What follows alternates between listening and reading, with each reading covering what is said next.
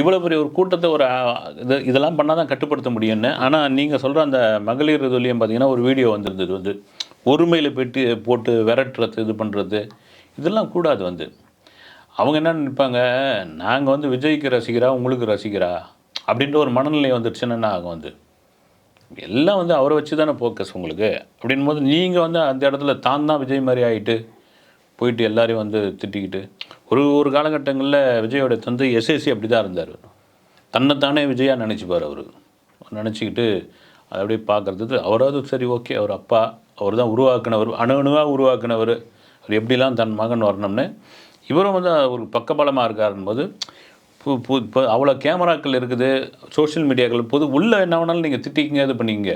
வெளியே ரோட்டில் வச்சு உள்ளே போ அந்த ஆடு மாடுங்களை விரட்டுற மாதிரி விரட்டுறது இது பண்ணுறது இதெல்லாம் வந்து தெரியாமல் பண்ணுறாரா இல்லை அந்த உணர்ச்சி வசப்பட்டு செய்கிறாரான்னு தெரியல.